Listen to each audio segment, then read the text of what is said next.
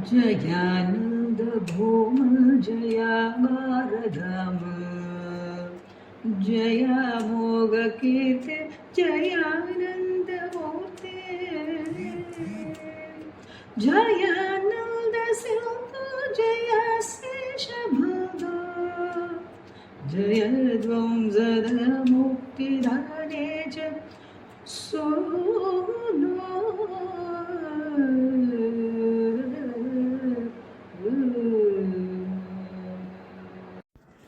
ஓம் நமச்சிவாயம். சிவதாசன் ஜெகநாதன்.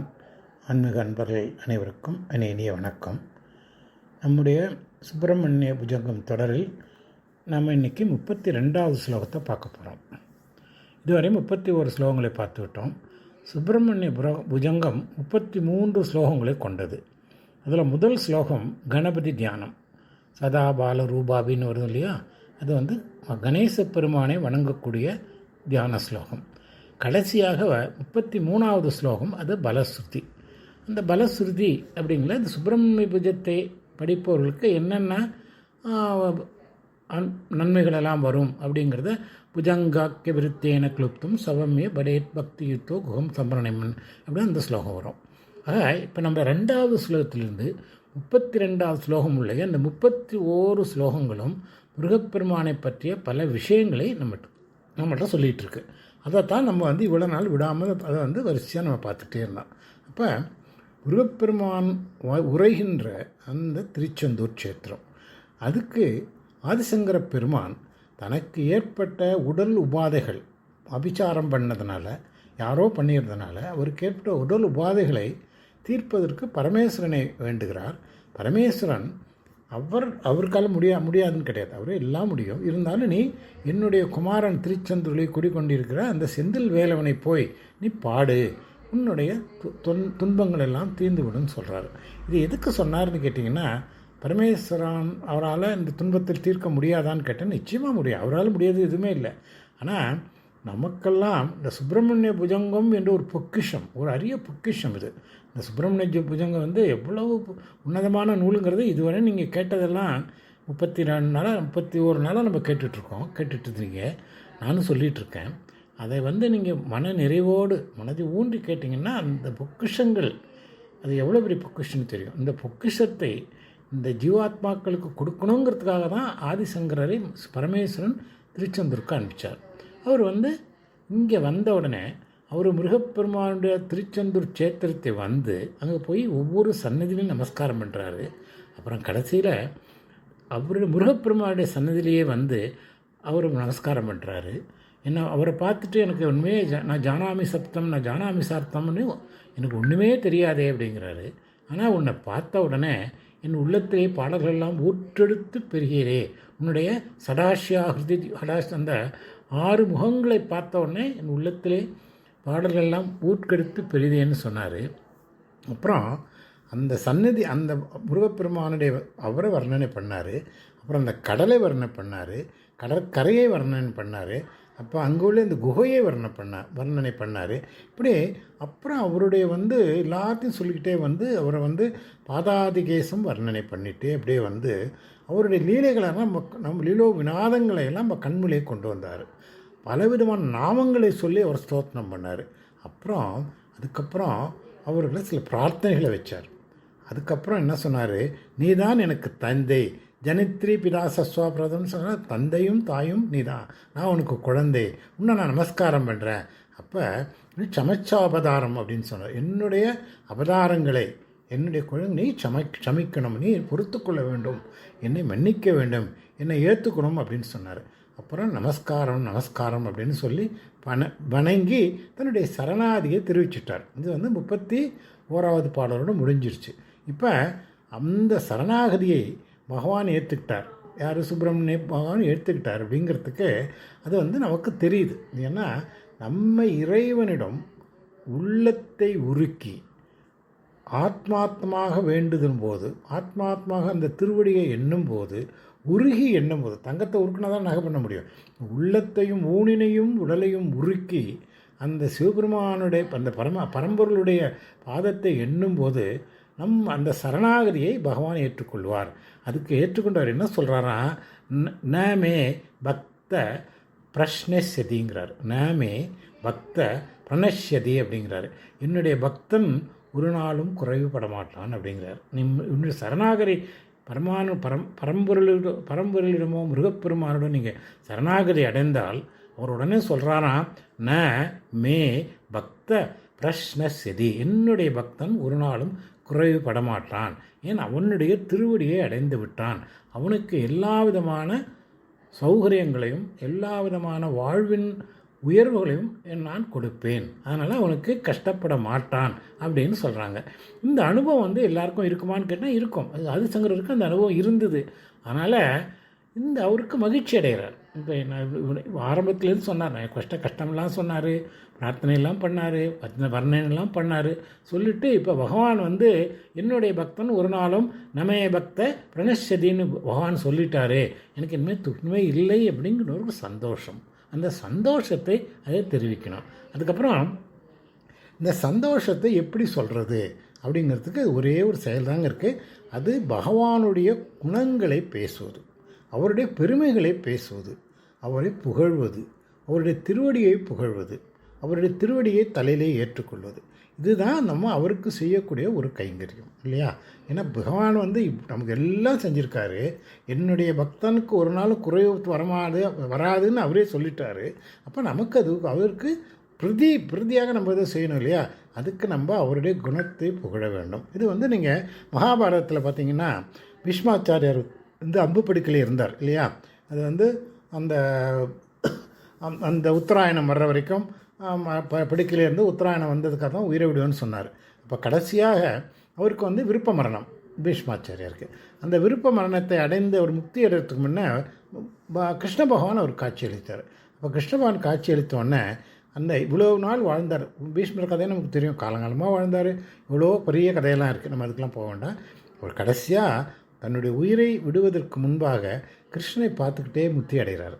அதுக்கு முக்தி அடைகிறதுக்கு முன்னர் என்ன பண்ணார்னா, அவர் உங்களுக்கு எல்லாரும் தெரியும், இந்த விஷ்ணு சஹஸ்ரநாமத்தை சொன்னவர் பீஷ்மாச்சாரியார். இந்த விஷ்ணு சஹஸ்ரநாமம் 1000 நாமாவளிகளையும் சொல்லி பிறகு தன்னுடைய ஜீவனை விட்டார். அது மகாபாரதத்தில் வர்றது. ஏன்னா கிருஷ்ண பகவான் தான் இவருடைய வாழ்நாள் முழுவதும் இவருடைய வாழ்வினுடைய நெறிமுறைகளுக்கும் அவனுடைய வாழ்க்கையினுடைய உயர்வுகளுக்கும் ஏற்றங்களுக்கும் அவருடைய பெருமைகளுக்கும் அனைத்துக்கும் கிருஷ்ண பகவான் தான் காரணமாக இருந்தார். அது அந்த கிருஷ்ண பகவான் தான் இவரே நம்ம நமே பக்த பிரணஷ்யதி மாதிரி கிருஷ்ண பகவான் பீஷ்மாச்சாரே நமே பக்த பிரணஷ்யதின்னு சொல்லி அவரை காப்பாற்றினார். அவர் என்னுடைய பக்தனான பீஷ்மர் கஷ்டப்பட மாட்டார்னு சொன்னார். அதனால் அவர் நீண்ட ஆச்சரியமான விஷ்ணு சஹஸ்ரநாமத்தை சொன்னார். அதே மாதிரி இப்போ இந்த சோஸ்திரம் முடிய போதுங்க. இந்த லலிதா சஹஸ்ரநாமம் நாளைக்கு நம்ம அடுத்து நம்ம பார்க்க போகிறது பலஸ்துதி தான் பார்க்க போகிறோம். நம்ம முருகப்பெருமானப்பட்ட அனைத்து பெருமைகளையும் முடிச்சிட்டோம். இப்போ நம்ம அவருக்கு நம்முடைய நன்றியை சொல்ல போகிறோம். இந்த நன்றியை சொல்கிறதுக்கு எப்படி சொல்கிறது அப்படின்னு சொன்னால், அவருக்கு முருகா நீ என்னுடைய வாழ்க்கையில் ஒளியை வச்சுனா, நீ என்னை உயிர்வித்தாய், என்னுடைய ஒளி உண்டாக்கினாய், எல்லாத்துக்கும் நீரா அப்படின்னு சொல்லிட்டு அது ஒரு அழகான ஸ்லோகத்தை சொல்கிறாருங்க. அனைத்தும் வெற்றியே அப்படிங்கிறாரு. அனைத்தும் வெற்றியும் அனைத்தும் ஆனந்தமும் அனைத்தும் இன்பமே அப்படிங்கிறத இந்த ஸ்லோகத்தை சொல்கிறாரு. அழகான ஸ்லோகம். எல்லாம் ஜெயா ஜெயா ஜெயான, ஜெயம்னா என்ன? வெற்றி. அனைத்தும் வெற்றி அப்படிங்கிறாரு. வெற்றினாலே மங்களம் இல்லையா? அதனால் அந்த ஸ்லோகத்தை சொல்கிற கேளுங்க. ஜெயானந்த பூமன் ஜெயாபாரதாமன், ஜெயானந்த பூமன் ஜெயாபாரதாமன், ஜெயா மோக கீர்த்தே ஜெயானந்த மூர்த்தே, ஜெயானந்த சிந்தோ ஜயாசேஷ பந்தோ, ஜெயத்வம் சதா முக்திதானே முக்திதான் ஈச சுனோ அப்படிங்கிறார். இதில் 7 தடவை ஜெயா ஜெயான்னு சொல்கிறாருங்க இந்த ஸ்லோகத்தில். இது நம்ம அதுக்கு பொருளை பார்த்திங்கன்னா, ஜெயானந்த பூமன், ஜெயா ஆனந்த பூமன்னா ஜெய ஆனந்த பூமன். பூமன்னா வடிவானவர். எந்த வடிவானவர்? வெற்றியே உருவான ஜெயா ஆனந்த, வெற்றியின் மகிழ்ச்சி இல்லையா? ஜெயானந்த பூமன்னா வெற்றியின் மகிழ்ச்சி, அந்த உருவமானவர் முருகப்பெருமான். அப்போ ஜெயானந்த பூமன்னா அவருக்கு எல்லாத்துலேயும் வெற்றி. முக்கியமாக அவருடைய அவதார நோக்கமே சூரபத்மனை வெல்வது. சூரபத்மனை வென்று அதனால் அவர் ஆனந்தம் கொண்டாரோ இல்லையோ பிரபஞ்சத்தை ஆனந்தப்படுத்தி, நம்மெல்லாம் ஜெயானந்தனை அவர் ஆனந்தம் பண்ணுவார்னு நினைப்பாங்க. அவருக்கு ஆனந்தப்பட்டிருப்பார் நிச்சயமாக. ஆனால் அவருடைய செயல்பாடு இந்த பிரபஞ்சத்தை ஆனந்தத்தில் அழைத்தது. அதான் ஜெய ஆனந்த பூமன். பூமன்னா வடிவானவன்.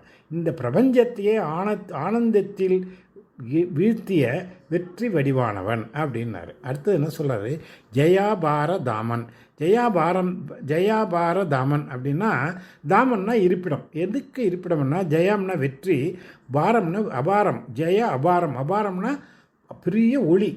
வெற்றியே உருவான பெரிய ஒளியின் இருப்பிடமாக இருப்பவர் ஜெய அபாரதாமன். பெரிய வெற்றியே உருவான ஒளியின் இருப்பிடமாக இருக்கார். அந்த அவரோட இந்த தேஜஸ், முருகப்பெருமனுடைய தேஜஸ், அந்த ஒளி சூரிய சந்திர அக்னி எல்லாத்தையோட பெரிய ஒளி, அந்த பேரொளியின் உருவமாக இருக்கிறார் அப்படிங்கிறாரு. அப்புறம் ஜெயா மோக கீர்த்தே அப்படிங்கிறாரு. அப்புறம் கீர்த்தி என்ன? கீர்த்தினா புகழ் இல்லையா? பெரிய புகழ், பேரும் புகழும் உடையவர் ஜெயா மோக. ஜெயா மோகன்னா வெற்றியின் முகம். இந்த அவருடைய வெற்றியின் முகம் அது கீர்த்தியும், அந்த முகம் கீர்த்தியும் புகழும் உடையதாக இருக்குது. அதான் ஜெயா மோக கீர்த்தே அப்படிங்கிறாரு. அப்புறம் ஜெயானந்த மூர்த்தேங்கிறாரு. ஜெயா ஆனந்த மூர்த்தே. முதல்ல ஜெயானந்த பூமன் அப்படின்னாரு, இப்போ ஜெயானந்த மூர்த்தேங்கிறார். அதே தான், ஜெயமே வெற்றியே ஆனந்தமாக மகிழ்ச்சியான மூர்த்தி உருவமாக இருப்பிருக்கிறார். அதில் ஜெயானந்த பூமன்னா வடிவம் சொன்னார். இங்கே மூர்த்தின்னா அதே உருவமாக இருக்கிற முருகப்பெருமானே நீ ஜெயானந்த மூர்த்தே. முதல்ல ஜெயானந்த பூமன்னார், இப்போ ஜெயானந்த மூர்த்தே அப்படிங்கிறாரு. அப்புறம் ஜெயா ஆனந்த சிந்தோங்கிறாரு. சிந்தோன்னா சமுத்திரங்க. சிந்துங்கிறது சமுத்திரம். ஆனந்தம்னா என்ன? மகிழ்ச்சி இல்லையா? ஜெயா ஆனந்த சிந்தோ, வெற்றியே உருவான ஆனந்தத்தின் சமுத்திரம், கடலேங்கிறார். அவருடைய அந்த ஆனந்தம் மகிழ்ச்சி கடல். எதனால்? இந்த வெற்றியினால் மகிழ்ச்சியின் கடலாக இருக்கிறாரு அப்படிங்கிறாரு. அப்புறம் ஜெயா சேஷ பந்தோ அப்படிங்கிறாரு. ஜெயா சேஷ பந்தோன்னா என்ன? பந்துக்கள், உறவினர்கள், வெற்றியோடு இணைந்தவர்களுடன் உறவு கொண்டவர். ஜெயா சேஷ முருகப்பெருமான் எங்கெல்லாம் வெற்றி இருக்கிறோ, எதிலெல்லாம் வெற்றி வருகிறதோ அவர்களெல்லாம் உறவு கொண்டவர். வீரர்களோடு உறவு கொண்டவர், வேலுடன் உறவு கொண்டவர், தன்னுடைய அன்னை தந்த சக்தி வேலுடன் உறவு கொண்டவர், எல்லா வெற்றியோடு இணைந்த அனைத்து பொருள்களிலும் உறவு கொண்டவரே அப்படிங்கிறாரு. அப்புறம் சதா ஜெயத்வம். சதா ஜெயத்வம் முக்தி. சதா ஜெயத்வம்னா எப்பொழுதும் வெற்றியுடன் இருப்பார். நீ முருகப்பெருமானுக்கு தோல்வியே கிடையாதுங்க. சதான்னா எப்பொழுதும் அவர் வெற்றியின் உருவம், வெற்றியின் வடிவம், வெற்றியின் தோற்றம் எல்லாம் அவர் தான். அவருக்கு தோல்விங்கிறதே கிடையாது. அதனால் சதா ஜெயத்வம் அப்படிங்கிறாரு. அப்புறம் முக்திதானே ச ஈசனோ அப்படிங்கிறார். முக்திதா சதா முக்திதானே ஈசசூனோங்கிறார். சதா முக்தி என்னன்னா, முக்தினா எப்பொழுதும் முக்தியை தரும் பேரரசரான ஈசசூனோ. ஈசன்னா பரமேஸ்வரன் புதல்வரே, அப்போ உனக்கு நமஸ்காரம் அப்படிங்கிறார். எப்பொழுதும் முக்தியை தரக்கூடிய பரமேஸ்வரன் புதல்வரே உங்களுக்கு வணக்கம் அப்படிங்கிறார். இப்போ இதுதான் இந்த வேர்ட் பை வேர்டு இந்த இதுக்கு இந்த ஸ்லோகத்துக்கு அர்த்தங்க. அதனால் அனைத்தும் வெற்றியாக இருக்கக்கூடிய முருகப்பெருமான் எனக்கு எல்லாம் பண்ணிட்டாரு, உன்னுடைய வெற்றிக்கு நமஸ்காரம், நீ ஜெயமே வடிவானவன், நீ அனைத்தும் உயர்ந்தவன் அப்படிங்கிறத அதை சொல்லிவிட்டு நமஸ்காரம் பண்ணி தன்னுடைய நன்றியை தெரிவிக்கிறார். அதுதான் மறுபடியும் இன்னொருத்தர சொல்கிறேன். அவர் பகவான் சரணாகதியை ஏற்றுட்டு நமே பக்த பிரனஷ்யதின்னு சொல்லிட்டாரு.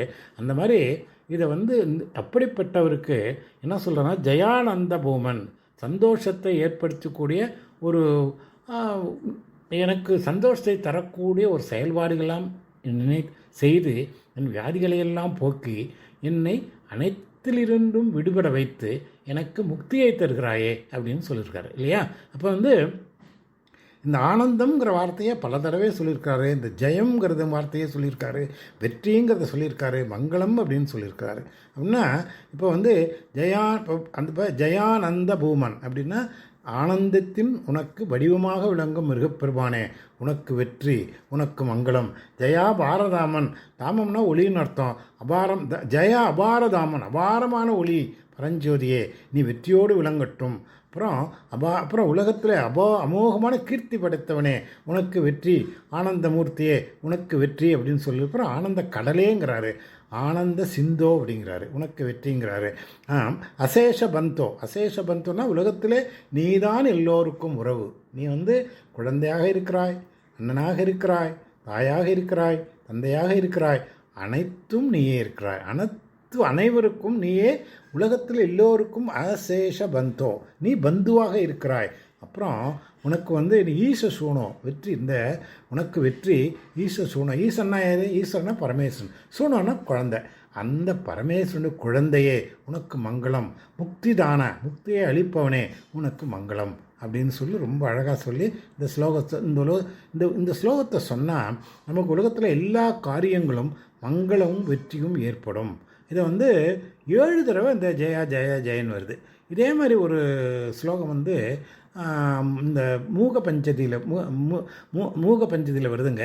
ஜெய ஜெய ஜெகதம்ப சிவே, ஜெய ஜெய காமாட்சி, ஜெய ஜெயாத்ரி சுதே, ஜெய ஜெய மகே சதைசே, ஜெய ஜெய சித் ககன கௌமீதிதாரே அப்படின்னு ஒரு அழகான ஸ்லோகம். இதே தான் சொல்லுது. அதில் எத்தனை ஜெயா சொல்லுது பாருங்கள். அதே மாதிரி இங்கே 7 தடவை ஜெய ஜெயன்னு சொல்லி இந்த முருகப்பெருமானுடைய பெருமையெல்லாம் பேசி அனைத்திற்கும் காரியமாகவும் காரணமாகவும் இருப்பவர் தான் முருகன். அனைத்தையும் நடத்துபவரும் நடத்தி வைப்பவரும் அவர்தான். அனைத்தினுடைய பலன்களுக்கும் காரணமும் காரியமும் அவரே தான். அனைத்தையும் தன்னுடைய பக்தர்களுக்கு அளிப்பவும் அவர்தான். அவருடைய சரணாதி அடைந்தவர்களுக்கு எந்த காலத்திலும் எந்தவித பயமும் கிடையாது என்பதை அவரே சொல்கிறார். மறுபடியும் சொல்கிறேன், நமே பக்த பிரணயஸ்வதி அப்படிங்கிற வார்த்தை முருகப்பெருமான் சொல்கிற வார்த்தை. என்னுடைய பக்தர்களுக்கு ஒரு நாளும் குறைவுபட மாட்டான். இப்படிப்பட்டவருக்கு என்னுடைய நன்றிகளையும் வணக்கங்களையும் தெரிவித்துக் கொள்கிறேன்னு இந்த அழகான ஸ்லோகத்தில் நன்றி தெரிவிக்கும் ஸ்லோகமாக இந்த 32வது ஸ்லோகம் முடியுதுங்க. நம்ம எந்த நிகழ்ச்சியிலும் நன்றி அறிதல்னு சொல்லுவாங்க இல்லையா? மீட்டிங்லாம் போட்டோம், எல்லாத்துலேயும் நன்றி அறிவிக்கல்னு சொல்லுவாங்க. இதை ஆதிசங்கர பெருமான் ரொம்ப அனுபவித்து அவர் ஆனந்த பூமன்கிறாரு, அப்புறம் ஆனந்த பூமன்கிறாரு, அபார தாமன்கிறாரு, அப்புறம் மோககீர்த்தேங்கிறாரு, அப்புறம் ஆனந்தமூர்த்திங்கிறாரு, அப்புறம் தயான சிந்தோங்கிறாரு, அப்புறம் சேஷபந்தோங்கிறாரு, அப்புறம் ஜெயத்வம் அப்படிங்கிறாரு, அப்புறம் சதா முக்தி தானேட்டு ஈசசூனோ அப்படின்னு சொல்லி அழகாக முடிக்கிறாரு. இந்த ஸ்லோகத்தை மறுபடியும் ஒருத்தர் அழகான ஸ்லோகத்தை சொல்கிறேன். ஜெயானந்த பூமன், ஜெயா பாரதாமன், ஜெயா மோககீர்த்தே, ஜெயா நந்தமூர்த்தி, ஜெயா நந்த சிந்தோ, ஜெயா சேஷபந்தோ, ஜெயத்வம் சதா முக்திதான சசூனோ அப்படின்னு அந்த அழகான ஸ்லோகத்தோடு இந்த பதிவை இன்றைக்கு நிறைவு செய்கிறேன். இப்போ இதோடு நம்ம இந்த முருகப்பெருமானுடைய பெருமைகளை எல்லாம் பேசி அவருடைய பாடி அவருடைய செயல்பாடுகளை விளக்கி அவர்கள் நமக்கு நம்முடைய வேண்டுகோள்களை அவருக்கு வைத்து அப்புறம் அவருடைய பாதத்தில் நம்ம பணிந்து நம்முடைய அபராதங்களை எல்லாம் சமிக்க வேண்டும் என்று கேட்டுக்கொண்டு நமக்கு தொந்தரவு செய்கிறவங்க, அது யாரும் வியாதியாக இருந்தாலும் சரி, பட்சிகளாக இருந்தாலும் சரி, மிருகங்களாக இருந்தாலும் சரி, எந்த விதத்திலும் துன்பங்கள் வந்தாலும் எந்த துன்பமும் நம்மளை துன்பப்படுத்தாமல் இருக்க வேண்டும் அப்படின்னு சொல்லிட்டு எந்த நிலையிலும் நான் உன்னுடைய குழந்தையாக இருக்கிறேன் இல்லையா, நான் உன்னுடைய குழந்தையாக இருக்கிறேன், நீ சமஸ்த லோக பிதாவாக இருக்கிற, இந்த உலகத்துக்கே நீ தந்தையாக இருக்கிற, அப்படி இருக்கிற நீ ஈச சூனோ, நீ பரமேஸ்வருடைய குழந்தையாக இருக்கிற, என்னுடைய அபராதங்களையெல்லாம் நீ பொறுத்துக்கணும் அப்படின்னு எல்லாத்தையும் கேட்டு முருகப்பெருமான் அனைத்தையும் கேட்டு சந்தோஷத்தோடு நான் பொறுத்து கொண்டு விட்டேன். என்னுடைய பக்தனுக்கு நான் இப்போ சந்தோஷத்தோட நமே பக்த பிரணயஸ்வதி அப்படின்னு என்னுடைய பக்தன் ஒரு நாளும் குறைவுபட மாட்டான்ங்கிற ஆசையையும் எனக்கு நீ வழங்கிட்ட. அதனால் உனக்கு அனைத்தையும் ஜெயம், முருகன் என்றாலே ஜெயம் அப்படின்னு சொல்லி இந்த ஸ்லோகத்தோடு இந்த பதிவை இன்றைக்கி நிறைவு செய்கிறோம். நம்ம அடுத்த பதிவு 33வது ஸ்லோகம். அத்தோடு நம்முடைய சுப்பிரமணிய புஜங்க பதிவு நிறைவடைய போகுது. அந்த ஸ்லோகத்தில் நம்ம பலஸ்துதியை பற்றி பார்க்க போகிறோம். இந்த சுப்பிரமணிய பலத்தை நம்ம தினம் நம்ம அதை பற்றி படித்தாலோ, அதை பற்றி விளக்கினாலோ, அதை கேட்டாலோ, அதை உணர்ந்தாலோ, அதை எண்ணினாலோ, ஸ்மரணித்தாலோ எல்லா நிலைகளும் அளவில்லாத பலன்கள் உண்டாகும். என்னென்ன பலன்கள் கிடைக்கப் போகிறது அப்படிங்கிறத நான் அடுத்த ஸ்லோகத்தில் நம்ம பார்க்க போகிறோம். உங்கள் அனைவருக்கும் இந்த பதிவை இத்துடன் நிறைவு செய்கிறேன். முருகப்பெருமானுடைய கடாட்சமும் பரமேஸ்வரன் மகாகணபதி பேரருளும் குருவிழாது கிடைக்க வேண்டும் என்று வாழ்த்தி இந்த பதிவை நிறைவு செய்கிறேன். நன்றி, வணக்கம். சிவதாசன் ஜெகநாதன். ஓம் நமச்சிவாயம். ஓம் சரவண பவாய நமக.